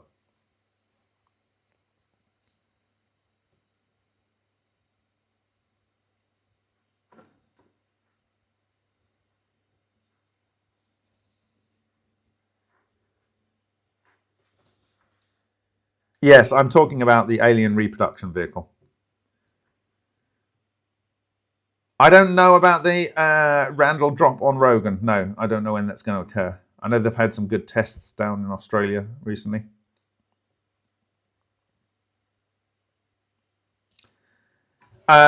Daniel Holzer, when you've had the biggest bomb you've ever made, done with just natural uranium, why would you go to the bother of making highly enriched uranium? It just wouldn't be useful, would it? The reason you would use highly enriched uranium, by the way, is that with a very, very much smaller amount of uranium, you can get the same kind of yield. Okay, so the reason, because the likelihood of fission of uranium-235, because of its neutron cross section, is much, much, much higher. But if you just wanted to get the job done and be able to make bombs quickly, then, and you had a means of dropping heavy weights, then you would just use your normal uranium. Bob, would there be any isotopic signature of the bits that Avi Loeb had picked up? Unfortunately, no, because it used natural uranium. So the lanthanum, in my theory, would be natural. The uranium would be largely natural. It might have a depletion in uranium-235 because of its higher cross-section, possibly. The beryllium probably would be natural, and the iron, I think all iron is synthesized using this process. If anything, the iron might have a higher proportion of iron-54. It might have a higher proportion of iron-54. But given the intense dynamics of everything going on in the process, and the fact that you've got oxygen in the atmosphere, you've got nitrogen in the atmosphere, CNO, you've got hydrogen in water vapor. Many of these reactions produce hydrogen out, and so it might not be statistically significant, the variation. What is absolutely incredibly, literally obvious is that when you have nearly 50% of the bomb, in fact, the single largest amount of anything in the reactor by weight is aluminium. And we know that this can do fusion and fission. We know for a fact it can do transmutation reactions and it can do fusion reactions. It tends to like to do fusion reactions, whether it's with one proton to make silicon or whether it's both of these coming together to make iron or whatever, okay? Or just falling apart, making oxygen and boron. We have observed these things, okay? And given that that is the case, this will produce a lot of iron-rich crenellated microspheres, which can be picked up by a magnetic sled. It was in the fallout zone because we know that the fallout zone was 4,000 miles, and Avi Loeb was picking these up from 1,200 miles away. And we know that these elements are used in the bombs that were tested there. We know for a fact that that is the case.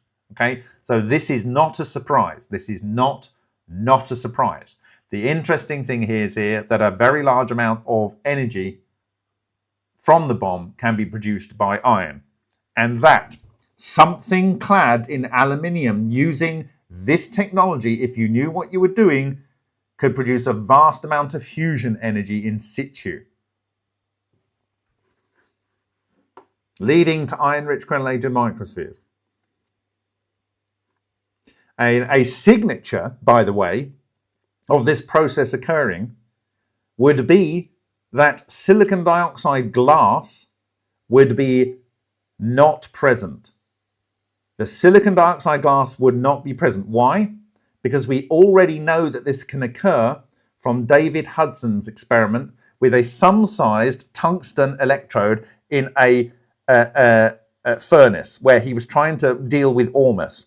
And he did a huge pulse. The tungsten electrode immediately and instantaneously disappeared. And the glassware behind him, outside of the apparatus at the back of the lab, turned into small fragments. Okay? So a signature of this device would be that glass would turn to dust. And how would that happen? Billions and trillions and googolplexes of these low energy, medium energy, and high energy solitons going into the glass, which themselves, having gone through this explosion in the or large number of electron clusters, would be potentially in the micro ball lightning state, would hit the glass and chew it up, just as we have seen with glass is fused quartz in line reactors, and just was seen by other authors, for instance, Anatoly Klimov. He shared images, I've published them on the website, where in his plasmoid vortex reactor, The plasmoids, some have got out of the vortex channel and gone and eaten some of the glass. This is what happens. So in a system that would use this, producing vast numbers of various energy solitons, exotic vacuum objects, interacting with glass, you would not see glass. Remember what I've said there. It's very important. I'm not saying this for a joke. I'm saying you would not see much glass.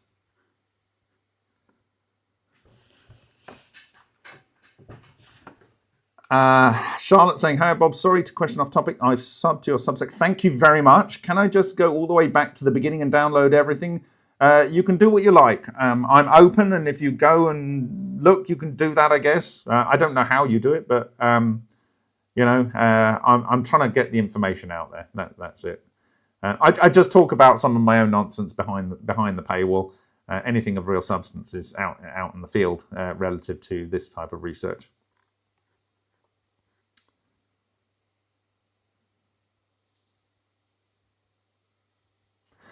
Charlotte, the best thing is just to go back to the beginning of O-Day videos. Look at Seek and Share and what is it called? A monopole clutch as well, I think, and just follow it from one to the next, and you'll get there. And all of the ones on remote view. If you do it in order, everything will just be obvious. You'll even see my mistakes and where I go back. Yeah. Crazy. Yeah.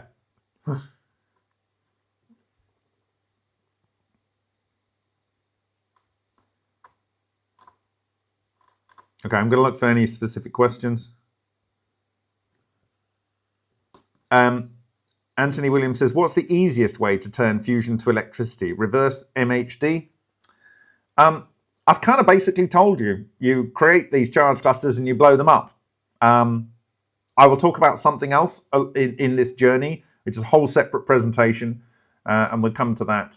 I haven't decided what the next component of this video will be, this video series will be, but it's all leading up to a end point. I've already described how it works in the N-gate power generation system derived from work of George Eagley with my input. And the problems with that are that the electrodes become unfunctional after a while, in the same way, in my view, that they will become unfunctional in the desmitron of Griffin Brock, because you synthesize a range of other elements that get bound to the electrode, and it, over a period of time, it loses its effectiveness.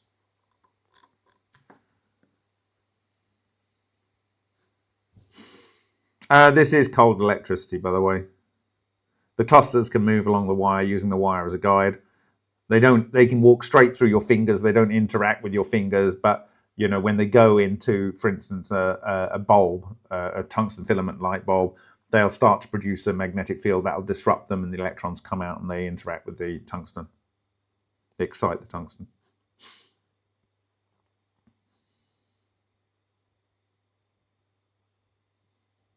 Thank you, we are the change. Yeah, make cold fusion great again. It always was great, but wouldn't it be ironic if both...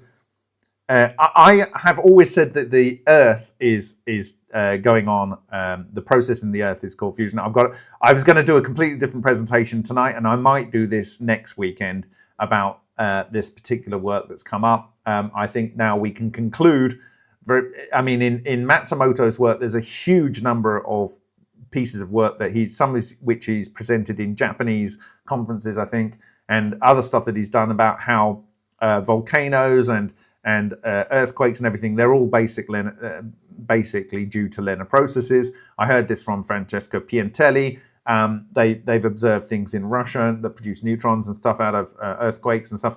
So I think we're going to find that the inside of the Earth is kept warm because of low energy nuclear reactions. The sun runs largely on low energy nuclear reactions, which is a bit weird. Obviously, it would not obviously, but I'm arguing now that actually nuclear bombs are using cold fusion. The process behind cold fusion. Not necessarily entirely, but in a fairly large chunk of the energy might be cold fusion.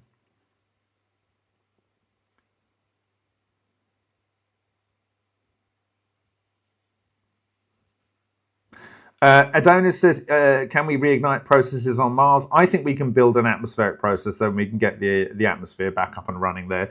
Of course, it's got lower gravity, so it can't really maintain much of an atmosphere like ours to the same degree.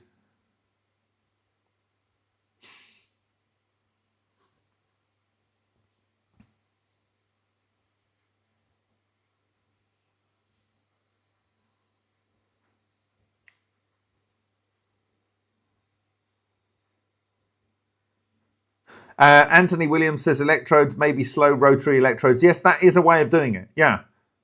You could have some sort of grinding mechanism in your thing, but like really, and what you would do is if you were to use these in kind of X-ray films, or X-rays, you just have a swappable bulb at the back, and essentially it's just not expensive. It's just a piece of aluminium disc, and you just, that's it.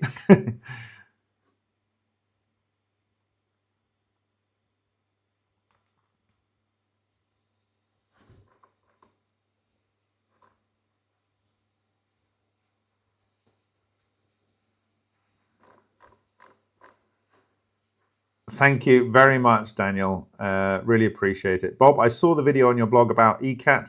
Do you believe this tech is primarily uses magnesium and lithium? Andrea Rossi says that it is not using the weak interaction. So Andrea is absolutely categorically ruling out any interactions of neutrinos of any kind whatsoever. That's according to Andrea Rossi. He's also saying that it is using or it's gaining its energy from the 0 point energy field, okay? Or 0 point energy is the source of its energy, which means it is not gaining any energy from fusion, fission, transmutation, synthesis or desynthesis of matter. Now, we do know the fractal toroidal moment can capture photons, which means it can capture energy from the 0 point, right? We know this from the Schwerblis paper and from the mass leading up to that, okay? So this can happen. We do know that something is driving those plasma toroids on the metal substrate, having done water flow plasma discharge at Bogdanovich et al. And the Moscow Nuclear Physics Institute, that they are glowing, moving around, interacting with the substrate for 2 days. For 2 days. So something is providing enough energy to keep them running. So they are capturing energy from somewhere, but they are interacting with materials, so there could be some transmutation. But Rossi has also said in the past that his patent covers his current device. Now, his patent is for a heat generator, but actually more specifically, as far as I understand it, for basically a heat exchanger. But he lists lithium aluminium hydride in there, as was known to be used by or a lithium aluminium hydride of some type, as was known to be used in the 1990s by Pons and Fleischmann. Okay, so we know that he's claimed in the past that his existing patent covers it. However, he said that fusion, fission, transmutation, synthesis and desynthesis and weak interactions are not part of the energy source. So if that is the case, then he's basically saying it's pointless putting any of those materials in, even though I'm saying it covers it, right? It's either misdirection or something else is going on. But in short, he's saying weak interactions are not involved, which means magnetotoroelectrical radiation clusters are not involved. But in his paper, he's saying exotic vacuum objects of Ken shoulders and coherent matter of... by the way, this is all post me suggesting it. Or the work of the Lockheed Martin patent, which is producing coherent matter from electrons, is part of the process. He cites those things in the paper. So when he's asked to give an explanation for how his system works, he refers to saying it's too complicated, whatever. But he says that I have a paper which I can send you. Now, it is my belief that that paper was not mostly written by him, right? That's my belief. I would like to see, and it kind of fits with the fact that he always says, I won't talk about it here now. I can just send it to you. And that's what I would do if I wasn't fully understanding and couldn't take follow-on questions because I hadn't authored it myself. I believe that was written by other Italians. That's my view. And I might be wrong in that. And if I'm wrong, I'm sorry. But that's my view. And I'd like to see clear evidence to the contrary.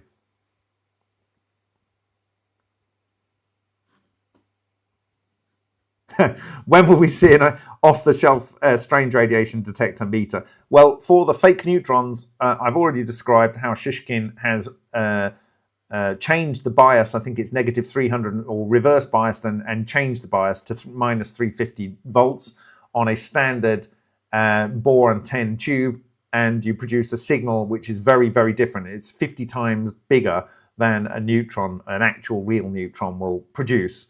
And so that is a real-time detector, and it's already been published.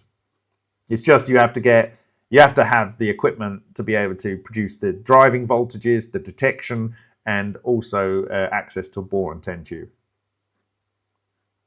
Unity community, thank you very much for your kind words.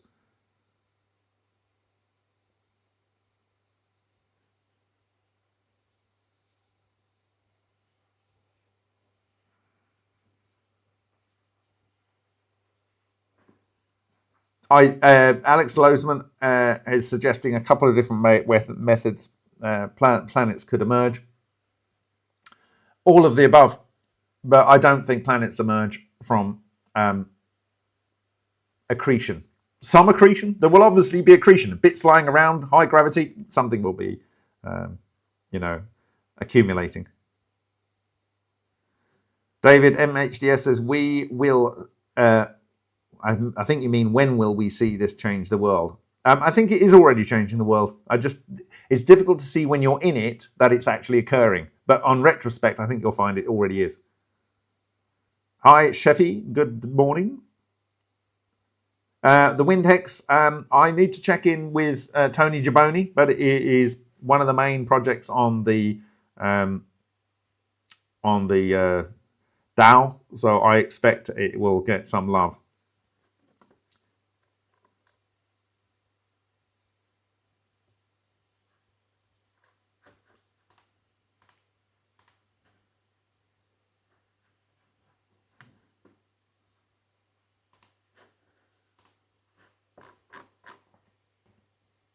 Okay, so I'll just do a quick summary and then I think we'll go. So this was Aluminium Story. I will probably maybe add other things that I think are relevant to this in the coming week because I often forget things that are really useful to have said. But essentially what you're looking at there is a 1980 circa sample that I acquired from George Hathaway. Personally, he handed it to me because I found some interesting structures on the side and I wanted to analyze part of it. This is the end of it. I've discussed it in depth in the unification video, but essentially what you are seeing is in the center of each of these scalloped geometric structures is a high iron-rich content blob, and then in the center roughly of this overall cavity we have a geodesic copper-rich structure. Okay, that's it close up. Aluminium, I think, is going to be important for the future of energy because, firstly, it's ridiculously abundant in Earth. We're not at any risk of ever running out of aluminium, right? Ever, ever, ever, ever, ever, ever. There's a lot of it about. It's light, highly conductive both electrically and thermally. It's paramagnetic, and these things make it unique amongst conductive elements. Okay, and it can be fused with massive net gain. And we have done that in many experiments, and it fuses typically to iron. And you also get silicon and magnesium forming. You probably get some protons in there from exchange reactions, and you also you can get a range of elements like calcium coming out of there, and boron with exchange reactions. It is a spin nuclei as well. Is the heaviest element, according to Jerry Vassiliadis' analysis of Tesla's work to produce clean etheric matter rays. This is supported by what I walked you through, Shishkin's work with his colleagues at Dubna, the nuclear research city north of Moscow, 50 kilometers north of Moscow. And those clean traces are very supportive also of the very clean images that you get from Griffin Brock's desmitrons. Okay, so the very broken up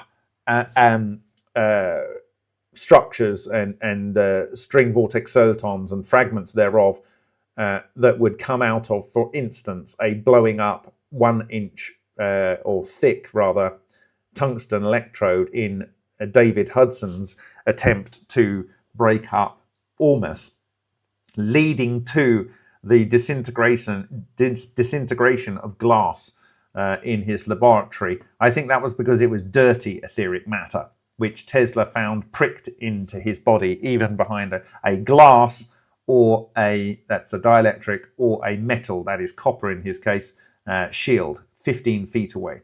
Okay, so I think everything is lining up and being consistent, and this would explain the very clean images and also the very unbroken traces observed on X-ray film by Shishkin et al.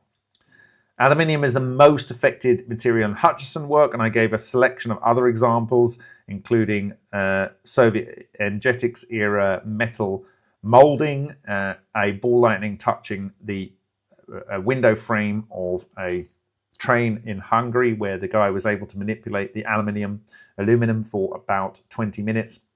The colleague of John Hutchison, who was able to manipulate a Hutchison sample shortly after it was glowing orange and leave his fingerprints in there. We have shown that it is very easy for a 3-year-old to be able to transmute elements with both fusion and fission involved in ultra experiments. It was part of the toolset of Fleischmann and Pons. I talked about fusion of aluminium here in the Stanford Energy Club's kickoff Lena panel in 25th of January 2017 here. Fusion to iron. Okay, I spoke about Ken Shoulders, exotic vacuum objects, Hutchison effect, and these fusion and ball lightning to Mahadevan Srinivasan, who was the person that sent Sundaresan to work with Bockris to prove that iron can be formed by carbon arcs. And he gave his own presentation where iron was produced, an extra 1 ton of iron was produced from a massive 3-phase multi-megawatt ferrosilicon foundry in India for 11 weeks solid. So every day for 11 weeks, it was producing an extra ton of iron. Okay, now because it was producing silicon as well, and maybe it was producing a lot of other elements, we don't know whether it was a net yield in that particular instance, but iron is an output that has been verified in many different examples. This is an example of the Hutchison effect. Here is the aluminium affected by cavitation and the toroidal bubble that forms, producing iron-rich crenellated spheres with silicon dioxide on the outside. And I then related this to Castle Bravo.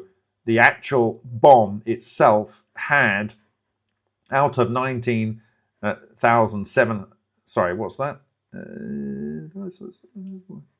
Maybe I got the weight wrong there. No, this can't be right. Those two figures, there's something wrong there. I think that meant to say something's wrong there. Anyway, it had a very large amount of aluminium in there. I might need to correct that. This sounds about right here. 48%, nearly 49% of it was aluminium. Only 4,000 kilograms of it was uranium. And therefore, I'm suggesting that the aluminium here fused, as it does in so many different LENR experiments, in the same kind of far from equilibrium, turbulent, magnetohydrodynamic situations. It produces iron, and the iron that's picked up by Avi Loeb containing beryllium, lanthanum, uranium is because of the uranium, the beryllium and lanthanum that would have been in the nuclear test devices, and the iron being synthesized from fusion of the aluminium. And I just reiterated Griffin Brock's work here, and the fact that it produces very clean shadow graphs because of the clean etheric matter rays that are coming from it. So this was Aluminium Story, and I will say thank you very much. Buenas noches, dobry noc, good night.